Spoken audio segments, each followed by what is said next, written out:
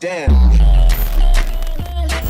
Hello everyone, welcome to None of the Above. I'm your host Sam Sholly, and today I am joined by a psychology professor at the University of Toronto, Dr. Jordan Peterson. Jordan, thanks for agreeing to talk to me today. No problem.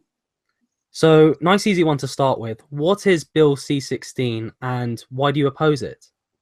Well, it purports to add gender identity and gender expression to the Canadian Human Rights Act and makes discrimination on those grounds a hate crime under the Canadian Criminal Code. And the reason that I oppose it is not so much because of the bill itself, but because of the surrounding policy dialogue that's occurred in relationship to such things at the provincial level in Canada. So Canada has 10 provinces and a few territories, and there's legislation at the provincial level and also at the federal level. Legislation like Bill C16 is already in place in 5 Canadian provinces, with variants in a couple of the other ones. And the gender identity and gender expression terminology is very, very vague and poorly written. And one of the things it includes, for example, is the requirement that you address people by what have become known as their chosen names and preferred pronouns. Chosen name could be a nickname or an alternative name, but preferred pronoun is perhaps they instead of he or she, or any number of made-up pronouns such as ze and zur, and there's a whole list of them.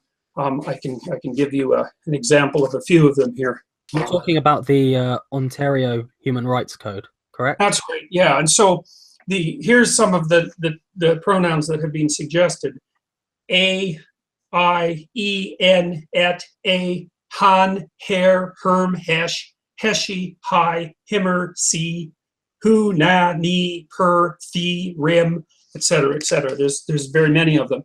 And there's 2 things about that bothered me. One was the fact that I regard this as a form of compelled speech. That's the American term for the requirement that you use certain utterances, the legal requirement that you use certain utterances. And the made-up pronouns, particularly for me, I think are words that are the coinage of, I would say, PC authoritarians, very radical left-wing types, Marxists, postmodernists, most of them. And I'm not speaking their language.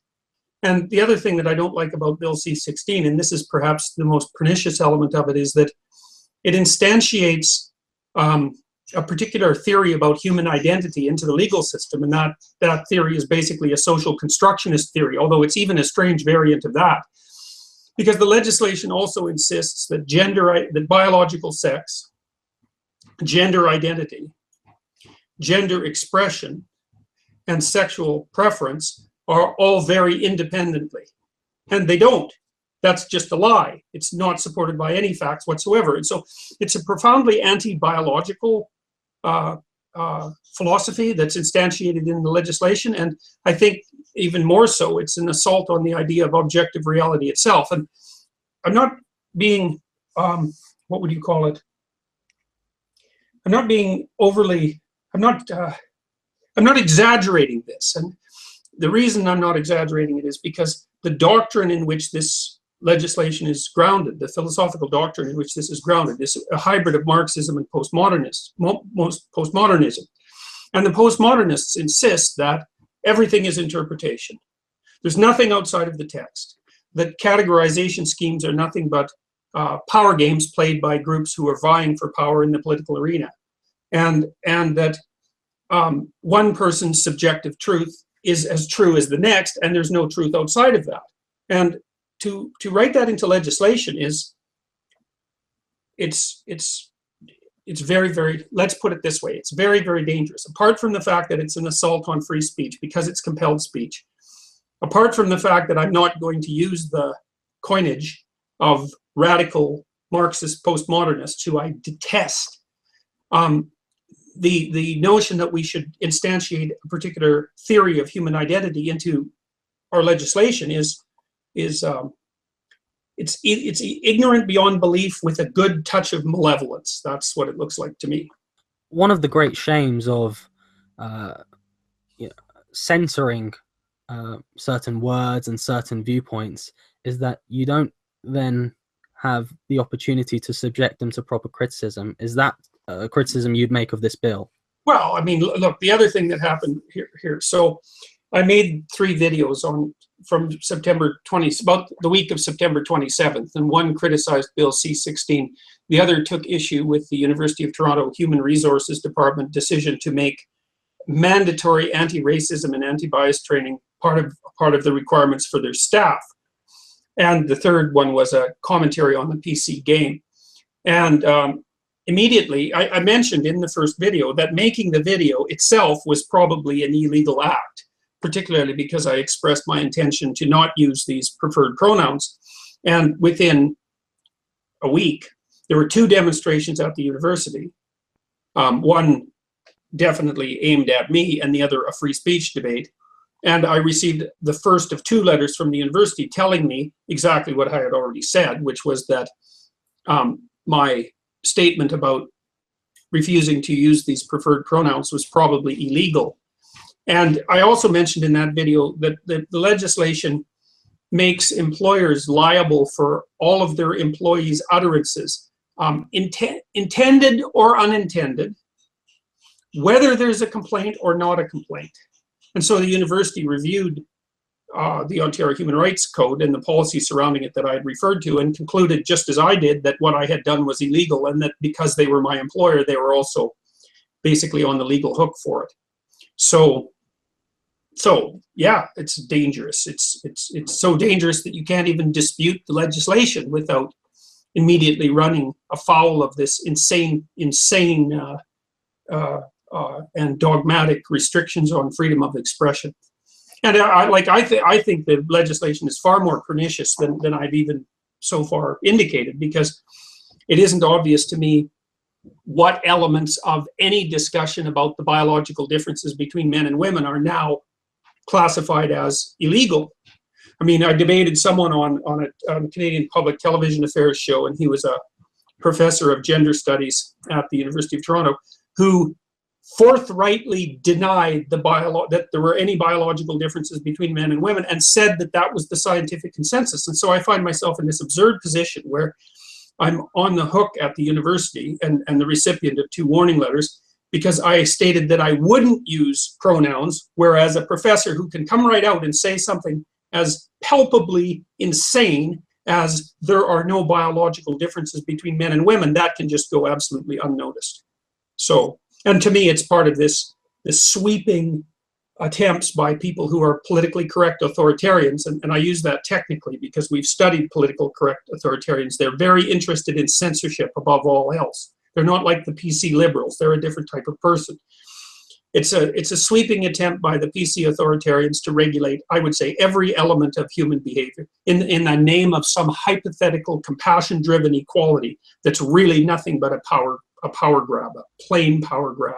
Did you expect so many of your colleagues within the academic sphere to oppose you in the way that they have?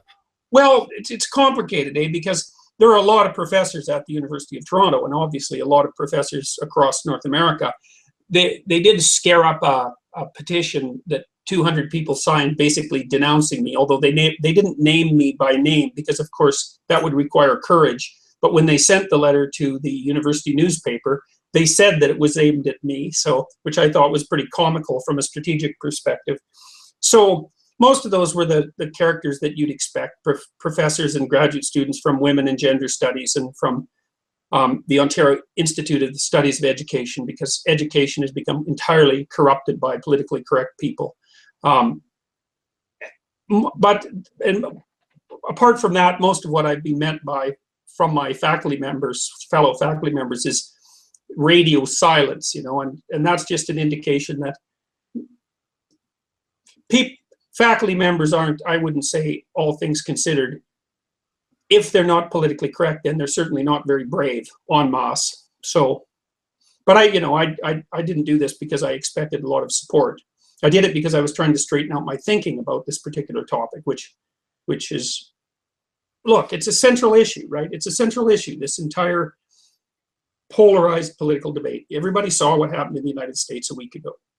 And the probability, the reason that happened, there were many, many reasons, obviously, but the Rust Belt states, the old industrial states, voted against Clinton, and they don't do that. And the reason that they did that was because the Democratic Party, like left-leaning parties, I would say across Western civilization, have abandoned their identity with the working class to go off and play identity politics and to dabble in this horrible political correct authoritarianism, and they got walloped for it.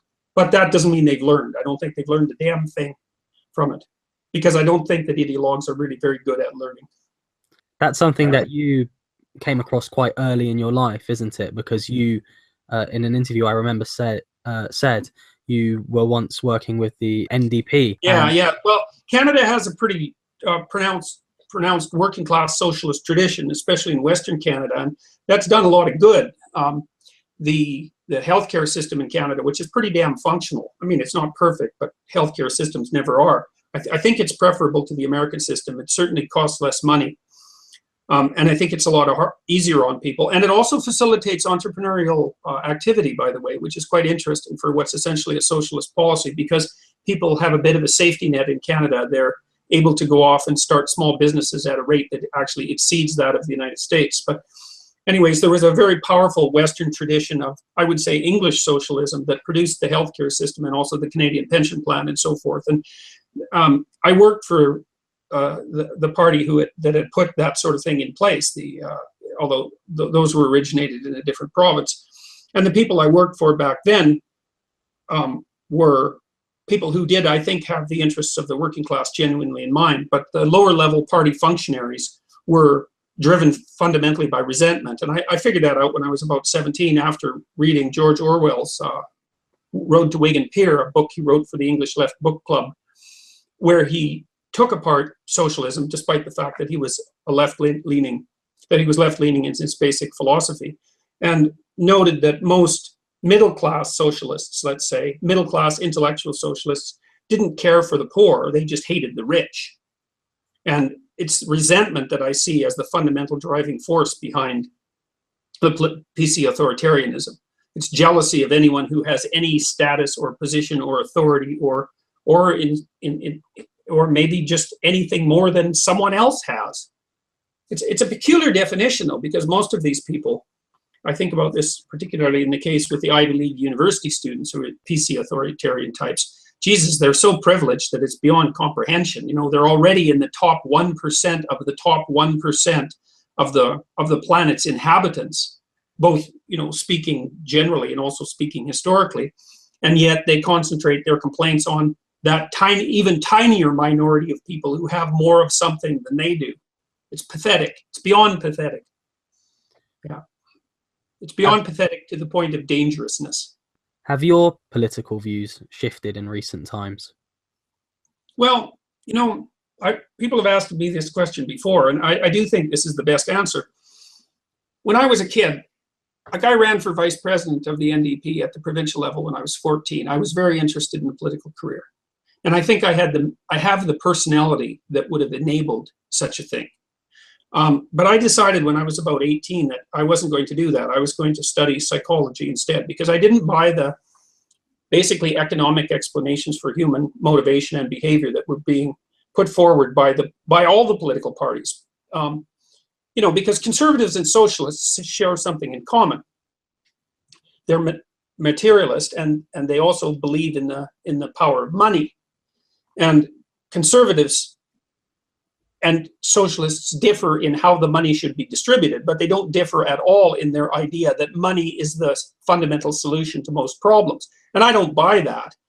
I mean, the idea that you could make people who are poverty-stricken, you could lift them out of their troublesome situation by giving them money is an absurd proposition, because poverty is a multidimensional problem, and lack of money is only one of many contributors to life at the bottom of the dominance hierarchy, let's say. There's alcoholism, there's mental illness, there's lack of conscientiousness, there's low intelligence, there's physical illness, there's structural shifts in the economy. There's all sorts of explanations for poverty.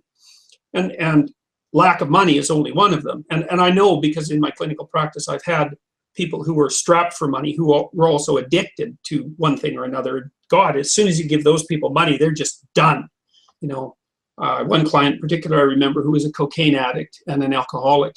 He was fine as long as he was flat broke, but as soon as he got his unemployment check, he was in the bar for 3 days straight, drank up all his money and snorted cocaine until he would typically end up passed out face down in a ditch somewhere, because he just run himself right to the end of his tether. I realized that the idea that it was economic motivations that were primarily driving people, and that economic solutions were the primary solution to problems of that sort, I realized that was false when I was about 18 or 19, and I started to study psychology instead of political science. And that took me into the study of mythology and religion. And so I would say that I'm not fundamentally political, I'm fundamentally religious. And that means that I think that it's reasonable for me to state that my beliefs fall outside of the political domain for all intents and purposes. And temperamentally, I've got some elements that would make me conservative because I'm quite conscientious, but I'm also extremely high in trait openness, which is a creativity dimension, and that's the best predictor of liberalism. So from a temperamental perspective, I kind of fall halfway between the two poles of the classic political distribution. I would say I'm a classic liberal. I would say, I'm an individualist, but I certainly the idea that we should be fundamentally defined by our group identities, I find abhorrent to the point of treason. I think it's an unbelievably dangerous doctrine, and I think that the historical evidence for that is crystal clear. You define yourself as a classical liberal there. So it must be incredibly disheartening for you to hear fellow self-identified liberals accuse you of abusing students, being a purveyor of hate speech, and of being a transphobe because of your opposition to Bill C16. Well, it's a lot easier to call people names than it is to think and discuss. And, one of the things that's been really interesting about what's happened over the last month, it's been crazy, right? It's been almost 6 weeks now, or 7 weeks. We counted the other day, my son is helping me keep track of this, being 134 newspaper articles on this, and an immense YouTube upswelling of interest, and which hasn't receded in the least so far. Is it disheartening? Not really. None of this really comes as a surprise to me, although every day I read something that brings the level of surreal absurdity to a new point.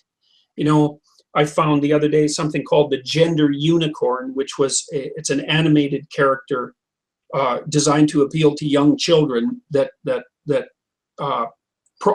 a piece of propaganda aimed at very young kids to teach them that biological sex, gender identity, gender expression, and sexual interest are independent constructs. So that's nice. That's nice. Why not aim your bloody ideological propaganda at people who are too young to distinguish between one theory and another? Get the kids young. That's the right thing to do. And let's do it in the name of education. And then I read today that New York State has now hired 50 policemen to police. They have an anti-bias hotline that you can call, and they put 50 police officers on it. And they've even mentioned bias perception as a potential reason for having the bias police knock on your door. And that's a logical extension, as far as I'm concerned, of the New York State legislation that makes it a crime to not use someone's preferred pronoun when they request it, and a fine of up to $250,000. The absurdities just pile one on top of the other. It really reminds me of, well, it's such a strange thing. It's a strange hybrid. What's happening right now is a strange hybrid between Animal Farm, Orwell's book, 1984, Orwell's book as well, and Brave New World. It's like we're managing to bring both totalitarian dystopias into existence at exactly the same moment. It truly feels surreal to me. It's like being in a Dali painting or a Hieronymus Bosch painting. It's so crazy. But it's not that surprising, because I've been studying totalitarianism for 4 decades, and I know how crazy this can get. And this is only like, this isn't as crazy as it can get. That's for sure. So it would be good for people to wake up, because what's happening on the fringes of the radical left is seriously not good. How crazy do you think it will get? There's no limit to crazy. You know, I mean, the only thing I can say to that is to look at the historical evidence. I think the best parallel to this is the few years before, right after the Russian, now in the time just surrounding the Russian Revolution, maybe 10 years before that in Russia, because these ideas, exactly the same sets of ideas, were beginning to be promulgated in Russia in the late 1800s. If people are interested in that, I would recommend in particular reading Dostoevsky's book, The Possessed, or The Devils, depending on the translation. It's a little hard to get into. Dostoevsky's books often are, because there's multiple characters and they're quite complex. But The Devils describes in perfect detail the possession of young people in particular by this kind of radical, this ideology that's predicated on radical, say, equality of outcome and pure subjectivity. How crazy can it get? There's no limit. I mean, you know, ideas of this sort, Marxist ideas in particular, killed, the estimates vary from, say, 20 to 60 million. Killed in internal repression in the Soviet Union between 1919 and 1959. And that doesn't count like the Second World War. That's just pure internal repression. 6 million Ukrainians starved to death in the 1930s. That was part of that. And in China during the Cultural Revolution, again, we don't know how many people, between 60 and 100 million. And there's no limit to the amount of crazy that this can become. So, for example, with this anti-bias hotline that New York State is promoting, I mean, the Soviets had all sorts of systems set up where you could inform on your friends, your colleagues, your family. You know, they elevated children who informed on their parents to the status of national heroes. And in East Germany, at the height of the Cold War, 1 out of 3 people was a government informer. And so that meant no one ever told the truth about anything to anyone. It was an absolute catastrophe. And these ideas are making Christ, the Alberta Teachers Association. Alberta is a province in Canada, and quite a conservative province at that. The Alberta Teachers Association, who was promoting this bloody gender unicorn, actually recommended, seriously, they actually recommended that children call one another comrade, because it wasn't a gendered form of description. And I don't even know how to respond to that when I see something like that. I mean, what sort of person would recommend that? So there's only 2 things I can see. You have to be historically ignorant beyond comprehension, or you have to be malevolent beyond belief. And then strategically, you're also a fool, because you think of all the things that you wouldn't do if you were trying to sneak your language control, you know, by the even semi-educated population. The last bloody thing you do is pipe up with your preference for the word comrade. It's just, well, that goes back to the element of surrealism. Yeah, it's who would have guessed that this could, who would have guessed that after that, what is it? It's 17 years out. It's how many years after the wall fell? 1989. How long ago is that? Almost 30 years, eh? 27 years. 27 years after the Berlin Wall fell, after we fought a Cold War to defeat communism and damn near put the whole planet to the torch, right? Because with our 100,000 nuclear weapons aimed at each other, what's happening? There's a radical comeback of Marxist ideology. The University of Toronto Human Resources Department, their mandatory anti-racism and bias training, the consultant that came in, this is what she did. And she served as a consultant to many organizations in Canada. She defined equity, because it's human resources and equity. And I'm concentrating on the human resources people because they're like the 5th column in most corporations. God only knows how that happened, but it did. So it's HR, human resources, and equity. So the question is, well, what's equity? Because it's not equality, right? It's obviously something different. Well, she defined equity. So take an organization and stratify it at its different levels of power, then assess each level of power, then determine if the group identity representation at that level, at that strata, is identical with the general population. So maybe that would be, it'd have to be let's say 1 to 2% homosexual. I don't know what the percentage of the black population in Canada is. It's quite low. Maybe it'd be 10% Native American, it'd be 51% women, etc.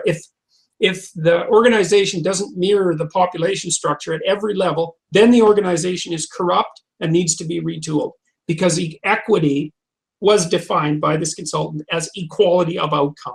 Really, equality of outcome. They're so brazen now, these PC authoritarians, that they're not even hiding the worst elements of their terminology. There's nothing, I can't think of anything you could possibly do to a society that would corrupt and destroy it more rapidly than to insist on equality of outcome. So, yeah, and yet this is what the university administration is teaching by force to its staff. And, you know, that's just the beginning, right? Because they're trying it out on the HR and equity staff. There's already demands from the radical fringe groups that the HR people have allied themselves with to do the same thing for professors and students. And so it's a trial balloon. If it sails with no problem, then, you know, it'll expand past HR and equity. Is this why you said in an interview that universities have been corrupted beyond redemption? Yes, yes, yes. And I've thought about that. I'm trying to figure out what to do about that. One thing I've thought about is the government should cut university funding by 25% and make the faculty and administration fight it out and make them decide, what is it going to be? Is it going to be science, technology, engineering, and mathematics, disciplines with a solid empirical grounding and with something outside of theory? Or are we going to keep funding the bloody social justice warriors and what, enabling a fifth column to invade the rest of society? It's like, I think people should, I believe the universities now do more harm than good, with the exception of the hard science end of things. So it's, I mean, I have no idea what the right solution is. I would say to people, quit donating money to universities. Rich people, stop doing it. The universities are not your friends. Write the damn universities out of your will. And I would tell parents, don't send your kids to university. Send them to college, send them to trade school, or if you send them to university, put them in the sciences. But the sciences are next on the hit list for the social justice warriors, especially in biology. Why do you say that? Because the doctrine that is being instantiated in the legislation is profoundly anti-biological. Look, if you can think about this, if you can question the idea that there are biological differences between male and female, and I don't just mean men and women, because the more radical people, I read an article recently that claimed that the idea that there are differences between male and female animals is only a projection. It's only a theory. It's an imaginary projection. We're just reading it into their behavior.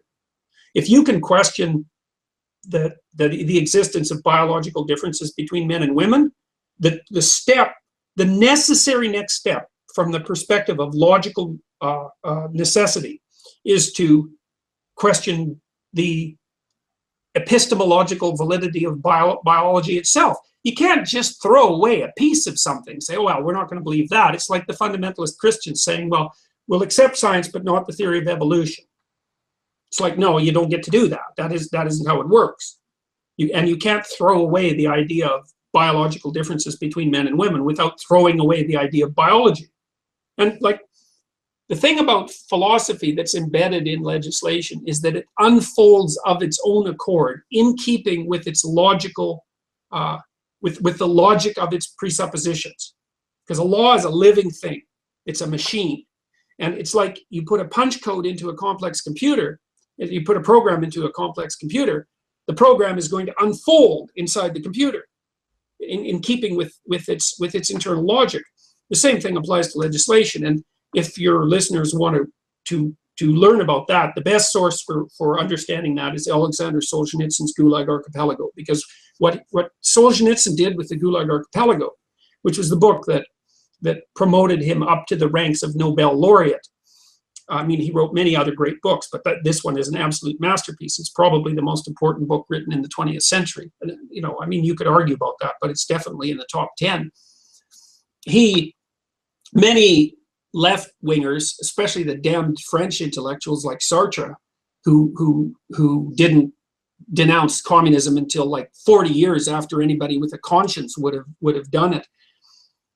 The claim has been made, and is still made by people on the radical left, that what the Soviets did and the Maoists did and the Vietnamese did and the Cambodians did and the Koreans did was a perversion of the actual underlying pristine and pure Marxist doctrine, and that genuine Marxism has never been tried, and which I find is a reprehensibly narcissistic and arrogant claim, because what it really means is, if I was in charge of the communist country, none of this horrible murder would have happened. It's like, well, don't kid yourself. You're not that much of a saint. But what Solzhenitsyn did was link the philosophical doctrine that was embedded in Marxist writings to the development of the legislation, to the genocides and the imprisonments and the torture, and he showed how all of that flowed logically from the initial presuppositions, from each according to his ability to each according to his need, which sounds like it's a doctrine of pure compassion on the surface. It's very attractive rationally, especially if you're fundamentally driven by compassion, but it turns out to be an absolutely murderous doctrine, as does the doctrine that human identity is nothing but a social construct, which is palpably false. And so if you're also going to instantiate social constructionism into legislation, then that's another place where you wipe out biology. And once you wipe out biology, there's an assault underneath that on the idea of the objective, period. And there's lots of people already who are claiming that, like, science is nothing but an arbitrary Western construct. And so even physics. And someone sent me a description of a new module for physics education for grade 9 students, where it's social justice physics, which was another one of those events that made me feel like the whole universe had shifted and I was in a surreal place. And so instead of teaching children physics, the module taught them how physics was exclusionary because most of its practitioners were male and Caucasian. I think most of them are still Caucasian, though obviously the Asians are coming up big on the physics front. So there's nothing safe from this doctrine. It's at its very base, it's an assault on the idea of objective reality. And there are more pernicious things underneath that. It's an assault on the idea of category. It's an assault on biology. It's an assault on free speech. It's an all-out assault on the foundational structures of Western civilization. And by no accident, I mean, if you go look at the dozen women's studies websites. Go to the Berkeley, go look at the website for Princeton, go look at the big universities, and what you'll see is that, and these, the gender studies people are on the vanguard of this sort of movement, is that Western civilization is a corrupt, autocratic, oppressive patriarchy, and it should be dismantled and demolished. It's like, and we're training activists to do just that. So it's not like I'm making this up. Anybody with eyes to see can go onto the websites and read exactly what the stated intent and background philosophy are of the people who are doing this. And we're subsidizing that. We're completely out of our minds. It's completely insane to be subsidizing that. Do you think that people who would otherwise criticize the things that you have now may feel inclined to self-censor themselves or to bite their tongue? Oh, for sure. I mean, I've got at least 1,500 letters so far, and I would say 1,000 of them have been multi-page letters. And I'm going to release them, by the way. I'll put them. I'm making an anti-politically correct website, and I hope to have it up in a couple of weeks. I'm going to release all these letters because they've been unbelievably thoughtful. I only received one letter out of 1,500 from someone I would say that was on the radical right. And he was a self-professed Nazi who thanked me because I can't remember exactly what his rationale was. It was some kind of,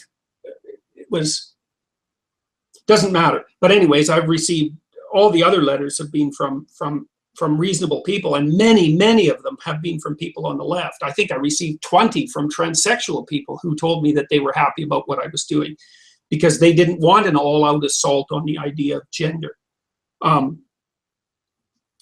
Many of the letters tell me that they're from people who are afraid to speak up and who have been persecuted in one way or another at work. And many people have come to me privately and said, oh, you know, we're really happy about what you're doing, but we're afraid to say anything. I had one of the members of the staff at the University of Toronto came into my office yesterday and told me exactly that. And, you know, yes, there's absolutely no doubt that people are afraid.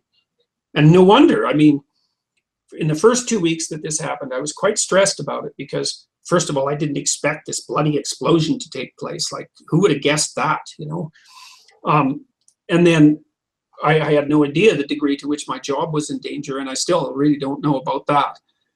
So, and you know, then there was this, there's an assault, roughly speaking, a conceptual assault from all the people on the left at the university. The university is being driven to apologize for even hosting this debate because the bloody PC authoritarians regard, you know, some columnist blog posted at the Huffington Post in Canada yesterday, saying that the university caved in to my demands for a debate. It's like, there was no demand. I went to the dean after they sent me a warning letter and I said, look, there's obviously something worth talking about here because there wouldn't be 1 million people watching the free speech rally video where Lauren Southern was the journalist, a young female journalist, was assaulted by a professional activist type. There's obviously something that needs to be discussed publicly here. Why don't we actually talk about it and see if we can sort it out a little bit? And the university, you know, the administrators went off and had a colloquy and agreed. But that's okay. The PC authoritarians, they can come out and say, oh, well, you know, you're giving Peterson and his radical views a platform, even though half the speaking time will be devoted to their position. I think it's a perfectly fair forum.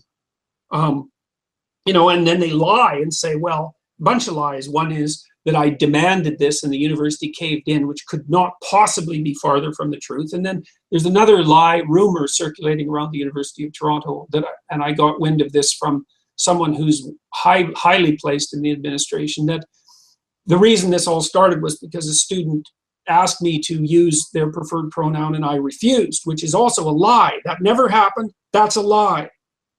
And what happened was that I read the damn legislation policy that was on the Ontario Human Rights Commission website, and it made my hair stand on end for all the reasons that we've discussed. And since in the 6 weeks following, I thought far more about this, I think the legislation is much more dangerous and pernicious than I had originally concluded, because it didn't strike me initially. What really bothered me initially was the requirement that I would have to use the words of radical left-wing Marxist postmodernist activists, because I can't tell you how dangerous I believe those people to be. And I believe that my sense of that danger is informed by my extensive knowledge of the development of totalitarian and authoritarian political movements. I wrote a book called Maps of Meaning back in 1999, and it took me 15,000 hours to write that book. I spent 3 hours a day for 15 years doing nothing but writing that book and doing the research that was necessary to it. And it's a study of ideology and religious belief and the way that ideologies turn into murderous totalitarian regimes.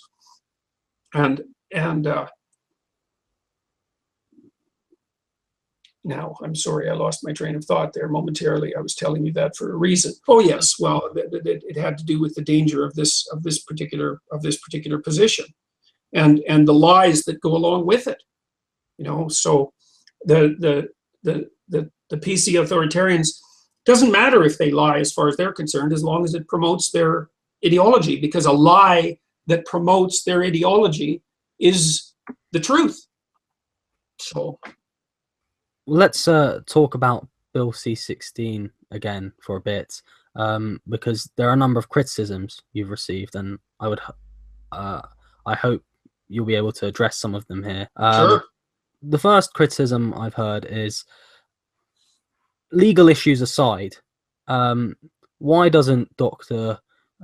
Jordan Peterson refer to trans people by their preferred pronouns as a matter of courtesy? What would you say to it's people not a matter of courtesy. I think that's a really good question, and that's the thing that I was hit with to begin with. It's like, why can't the mean professor just play nice?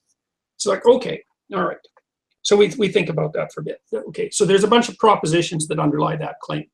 The first is that using someone's pronoun is a mark of respect. That's not true.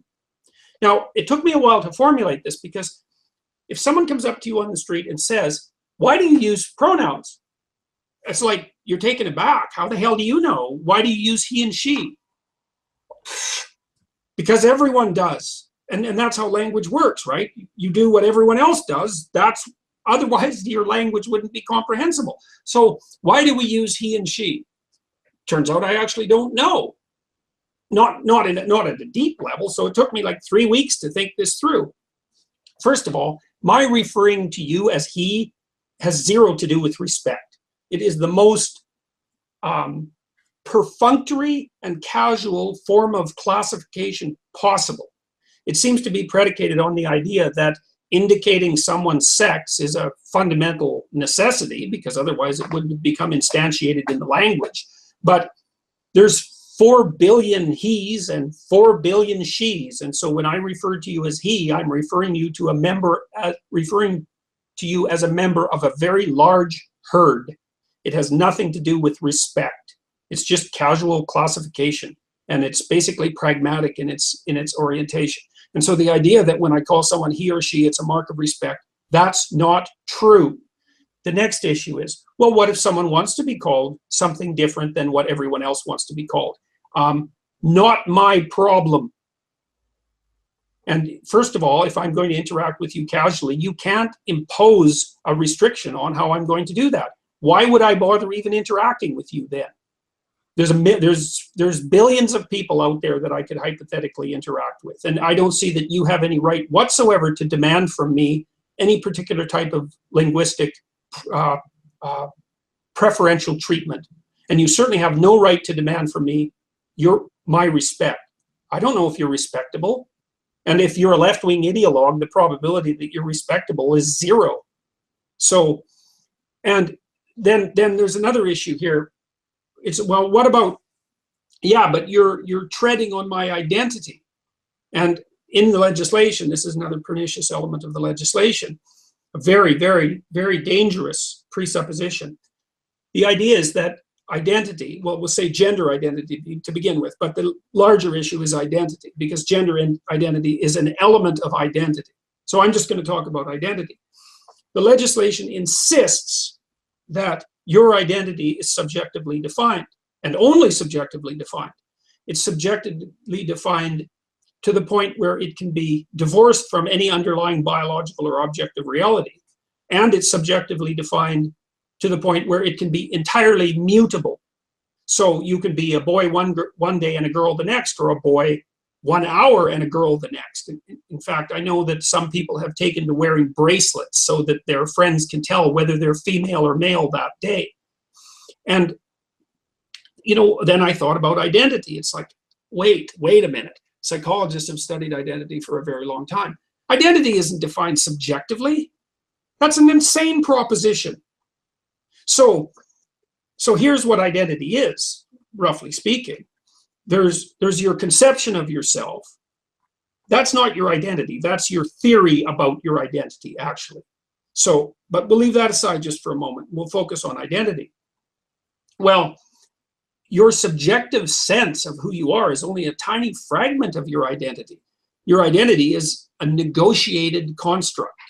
It's who you present yourself as, but it's also who other people have agreed that you are. And if you're a civilized person, you negotiate that.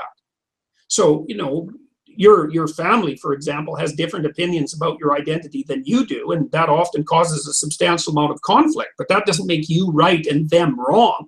Like, if they think you're being an annoying son of a bitch, they might tell you that, and it's possible that you are, even though your self-concept might not include that. And then, so there's the interpersonally negotiated element of identity. which is paramount to its existence. But then there's something that's even more fundamental, more associated, I would say, with objective reality, which is that if you have a functional identity, it's a vehicle in which you travel through life. So, for example, if you're a father, which is part of identity, let's say, then you play a particular kind of social, you have a particular sort of interpersonal and social purpose. Like it's practical machinery. If you're a lawyer, if you're a doctor, if you're a professor, if you're a baker, those are all parts of your identity. And those are parts of the toolkit. They're parts of the toolkit that you use to interact with the natural and the social world. And so the idea that your identity is your subjective whim, that no one else has anything to do with it, that no one else has a right to comment on it, that it's completely divorced from biology and objective reality it is, and I'm speaking as a psychologist here, it's the philosophy of a poorly socialized 2-year-old. And the reason I'm saying that is because 2-year-olds are egocentric. They don't know how to play with other kids yet. Even 3-year-olds have trouble with that. But between 2 and 4, there's a developmental shift. And 2-year-olds who are fundamentally egocentric learn how to expand their circle of comprehension so they can take other people's viewpoints into account. And then they can start to play shared games. And when you can play shared games with others, well, then the roles that you play in those games are defined by you and others in negotiation. And then you're acceptable to your peers. You can start being socialized by your peers and you can enter general society. So most people learn that identity is not subjective between the ages of 2 and 4. And the evidence also suggests very strongly that if you don't learn that by the time you're 4, you'll never learn it ever again in your entire life, because you get thrown outside the peer groups and then you don't get socialized properly. So no, it's not a mark of respect for me to use your damn pronoun. It's a mark of your massive narcissistic power grabbing to insist and then put the full force of legislation behind the demand that I call you anything you want.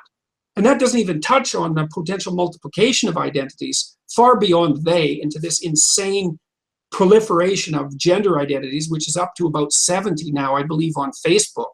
And then, that means we haven't even started to talk about the insane problems posed by people like otherkins who claim non-human identity. And if identity is only subjective, it's like, well, who are you to say? Maybe I'm an elf. Maybe I'm a fairy. Maybe I'm a puppy dog. Maybe I'm a bear. And I'm using those particular appellations because there are groups who are claiming exactly that. And you say, well, that's just make-believe. And they say, you have absolutely no right to say that.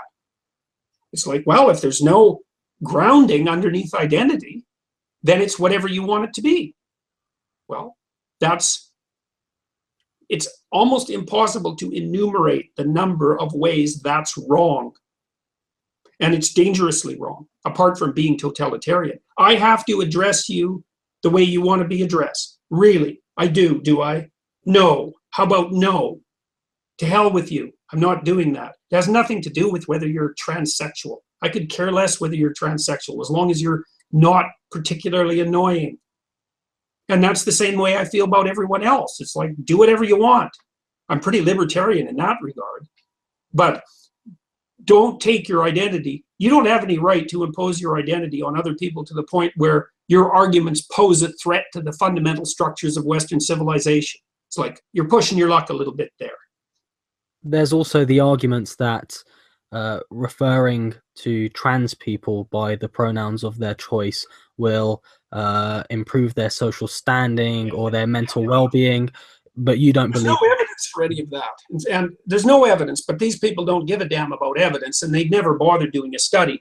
We know some literature on this. There is literature. When I release the paper that I'm publishing with Christine Brophy on political correctness, it's reviewed in that. We're working very hard on that paper right now, and we've replicated it, and it replicated very well. The evidence that exists, which is rather minimal, suggests that forcing people to use politically correct terminology actually increases bias. And there's certainly no evidence at all that that can be trained away. But there is evidence. I wouldn't say it's overwhelmingly strong, but the evidence that does exist makes exactly the opposite claim. Plus, look, if you're going to carry around with you a set of complex linguistic demands with a legal punch behind them, how the hell do you expect that to help you integrate more easily into normative society? It's a preposterous claim. So, and the other thing that I'd like to say about that is that who the hell said that these activists are speaking for transsexuals? I've spoken to a bunch of transsexuals who say, nope, they're not speaking for me. So Theron Meyer, for example, we had quite a detailed conversation, quite a good conversation. We actually managed to talk about some difficult things. She doesn't want gender neutral pronouns. Who the hell wants this? Most transsexuals, especially the classic type, who are gender dysphoric from a very young age, they have no problem with he or she. They just want to be the other one. And you can debate about the utility of that. I mean, the evidence from the Johns Hopkins Gender Reassignment Clinic, which they shut down, which was originated, by the way, by John Money, who was the deluded son of a bitch who decided that gender identity and biological sex were separate to begin with. They shut the Gender Reassignment Clinic down because the consequences of surgical reassignment were absolutely catastrophic. So anyways, there's no evidence that these trans activists that are pushing for gender neutral pronouns are valid representatives of the trans community. So they say all the time, and that's what social justice warrior, political correct authoritarians always do. Oh, we stand for the oppressed. It's like, who the hell says you stand for the oppressed? Just because you're black doesn't make you a representative of black people. No more than me being white makes me a representative of white people. So unless we're going to play the identity politics game and reduce everyone to their ethnicity. And I don't even know how we're going to do that. It's like, everyone has multiple identities. How do you know where to classify them? I mean, what just out of curiosity, what's your ethnic background? Both my parents are Iranian. Okay. So are you Iranian or English? I was born in the UK. Okay, so but if I was going to classify you, which I wouldn't, but if I was going to, it's like, what the hell am I going to do with you? You're a bearded guy. There's one classification, or two, I guess. Are you an Englishman? Are you an oppressor, or are you a victim? I mean, if you're Iranian, well, I suppose it depends on the historical context. You could be an oppressor or a victim. Pick your role there. But you're an Englishman, so, for sure you're an oppressor. It's like, I don't know what to do with you. I don't know whether to punish you for being a perpetrator or feel sorry for you because you're a victim. So this group identity classification thing it's an assault on individual responsibility. One of the tenets of Western civilization is you judge people as individuals, and you also judge them by their damn intent, not by the consequences of their actions. And the political PC authoritarians are going on all out to assault. They're conducting an all-out assault on that idea too. They're bringing the consideration of consequences into the law. Doesn't matter what you meant when you said that. It matters how the person felt. It's like, Jesus, how the hell am I supposed to control how you feel? Mm-hmm. I have no idea how to do that. I mean, I offend people. I offend my wife all the time because I say something that she misunderstands, or I speak badly, or I'm saying something, that where I haven't got my motivations entirely straight, and she's offended, and I think it's accidental, but it turns out that when we discuss it was actually purposeful. It's like, it's a mess, man. I think it's important to say that from my experience, and I know from the experience that others have detailed, the majority of students are not PC ideologues, but many of the people in positions of power within universities, and I'm talking about amongst the student body, are. How has that come to be the case in your view? That's a good question. Well, I would say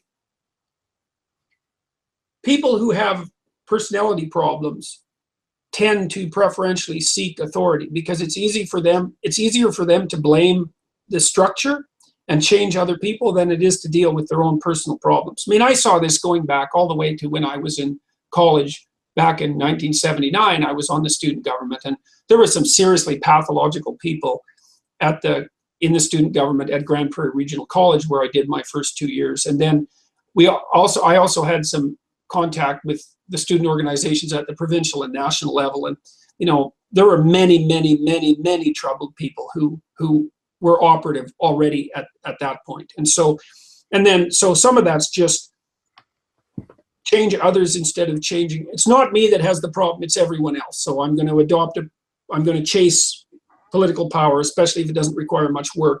And then I'm going to jump up and down until I get my way.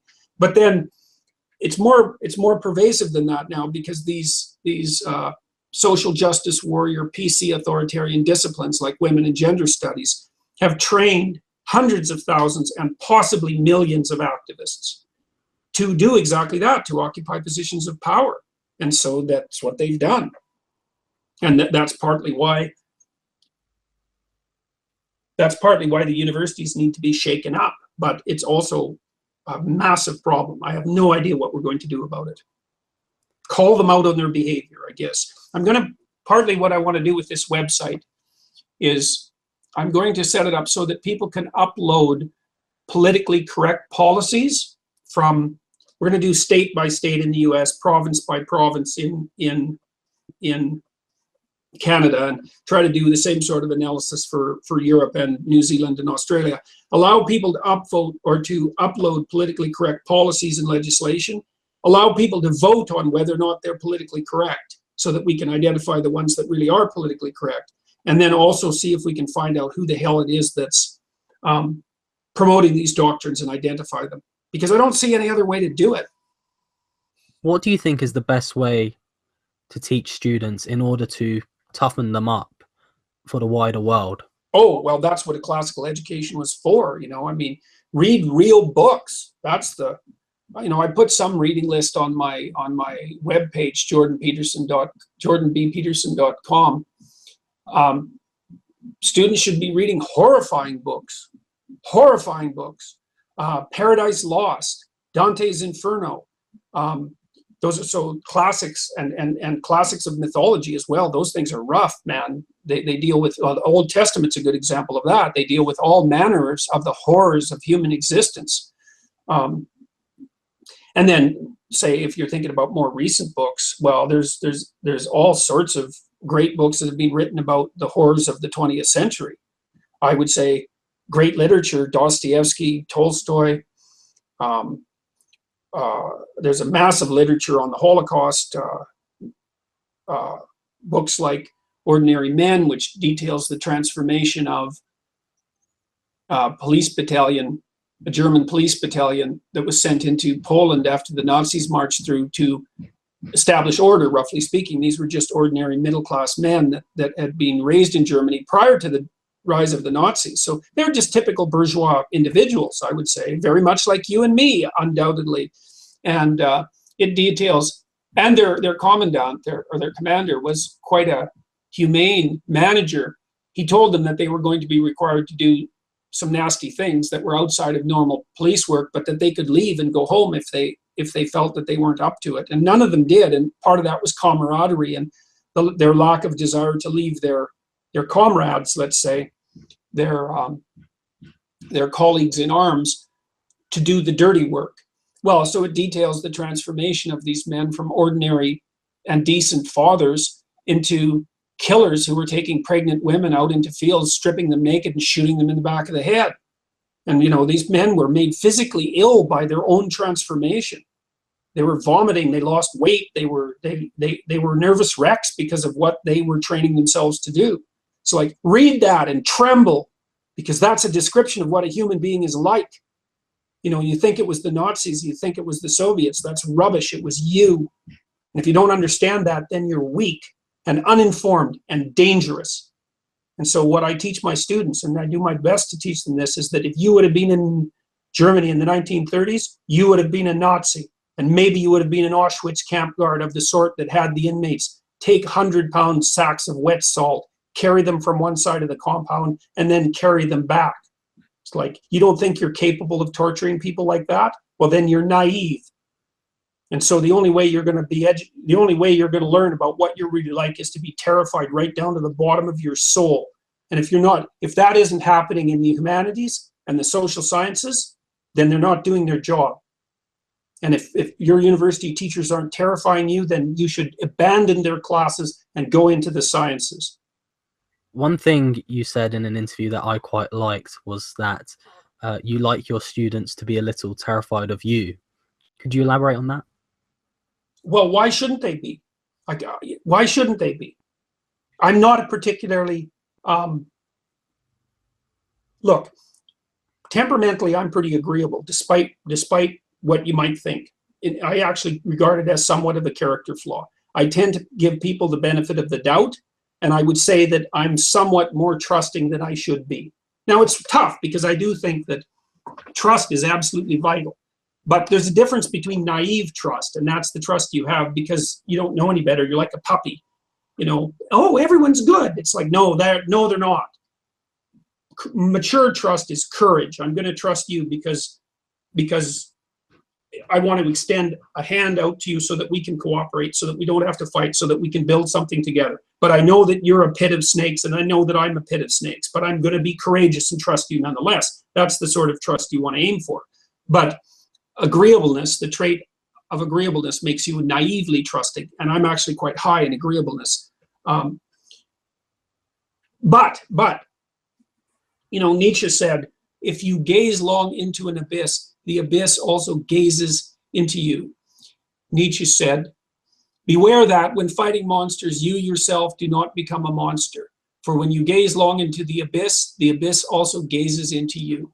Yeah, well, that's me. I've gazed into an abyss for a very long time. I've immersed myself in the study of the horrors that human beings are capable of perpetrating upon one another. And I recognize in myself the same kind of perpetrator.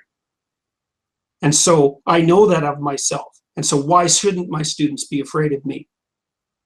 They should be afraid of themselves too. And so that doesn't mean that I'm a terrible person. But the only reason it doesn't mean that is because I'm a terrible person who has himself under control. That's all. And I'm not naive, not in the least. And so there's no reason that students should assume that I'm a puppy dog and that my goal is to make them feel safe and comfortable. That is absolutely 100% not my goal. My goal is to terrify them enough so that there's some possibility that they'll tell the truth. Because I don't think that you can't develop sufficient motivation to tell the truth unless you're terrified of hell. And I'm not necessarily speaking metaphysically, although I might also be doing that. There's plenty of hell that can be formulated on earth. And if you know about that hell enough, then you know what you're like. And maybe once you know what you're like, you might be afraid enough to start telling the truth. And that's what I'm trying to do with my students. So I'm not trying to make them safe and comfortable. You know, and that doesn't mean that I'm harsh and dismissive to them or anything like that, because I'm not in the least. I like to talk to students. I love my job. I love teaching undergraduates. So, and I have respect for them. You know, I mean, I have respect for the ones that want to learn. I don't care that they're ignorant, but I do care if they're ignorant and ideological, because then they're not ignorant, they're just arrogant. So, but the whole idea that the point of the university is to make people feel secure and comfortable, that is so bloody insane that it's almost unspeakable. It's not a kindergarten. It's not a daycare. It's not a place for fun. It's a place to learn about the human soul. And the human soul is half evil. So, and sometimes a good more than half. Jordan, thank you. No problem.